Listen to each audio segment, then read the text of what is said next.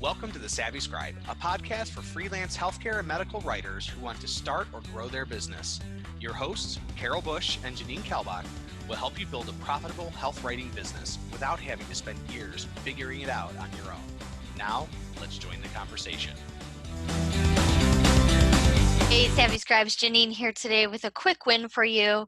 Today, we are talking about some red flags when you are looking for a potential writing client in the final stages of closing a contract deal. A couple things came to mind when I was prepping this episode, and a lot of it came from my own personal experience, unfortunately. Sometimes in our freelance jobs, we get to the point that we'll take not anything, but close to that if you're looking to book a client. You really, really want a client and things haven't been happening in your business for whatever reason. Maybe it's you're in a freelance famine. But today's episode is about really being safe on the internet and looking for potential red flags or stop signs to taking on a job that probably isn't a good idea. One of the first things I want to start with is if they have no brand or online presence, probably not a good company to write for, and there's a few reasons why.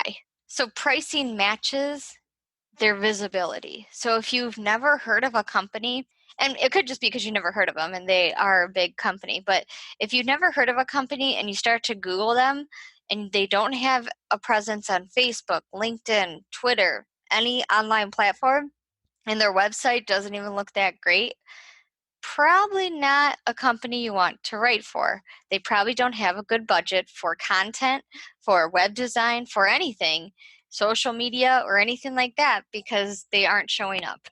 And there are a lot of startups out there that are trying to do that, but you shouldn't be writing for them at this point because you need to make money in your writing business. Number 2 is a poorly written job ad. So some of the red flags in those job ads, if you're searching, and it's okay to search on a job board, I always try to steer clear of them depending on the niche of them. Unless it's really niche down, you may not hear back because they get so flooded with people. There's a lot of freelance writers out there.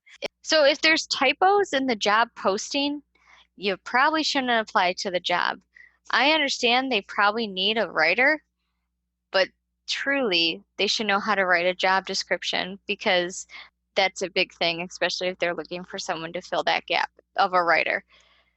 Another thing to avoid if you are looking for jobs on a job board is the jobs that don't have a summary. They just have like bullet points of what you should do in a job.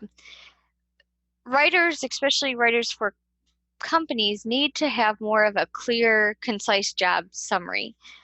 As writers, you need to know what the job entails and look at the job description also to see if it gives you more information about the company itself. Also, they should throw in a little bit about what day-to-day looks like in that job. Sometimes job postings are too long.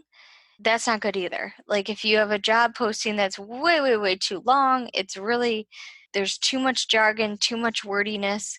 Steer clear because likely what's coming next is a style guide or scope of work that they really want you to bend over backwards for. The next red flag you might want to avoid is if a payment platform is not established from the start of a client relationship. You don't want to get to the contract part of the job and not know how you're going to get paid. Some places send paper checks. Some places send electronic deposits. Either way is okay, as long as you can trust the company. Don't ever, ever, ever take a client that says they are going to FedEx you money, wire you money, or they need your bank accounting and routing number to be able to give you payment. That is a huge red flag. Also, there are clients that have tried to get me to write for them, and I would only get paid on the amount of shares that they got off my content. No. You are also needing to pay your bills. So if there is a piece of content that you write and it gets shared and you got additional revenue off of your base pay, that's fine. But don't ever write for somebody and the only way you're getting paid is if it gets shared or bought or whatever that is. And last but not least, if it's too good to be true, it probably is, you guys. That was my surprise bonus tip, but it's kind of reality out there. It can be tough to find writing clients, but be true to yourself and be safe on the internet. Don't be gullible. Don't, send money to someone to get money. It can be very dangerous, and scammers are out there, they're everywhere. Hackers are out there, they're everywhere. And they get in Facebook communities, they get in email addresses, they get on your website if you have one. So stop them in their tracks. And even again, too, here's another bonus tip. Try and schedule a phone call with them. If they do not schedule a phone call with you, they are not real. And remember that.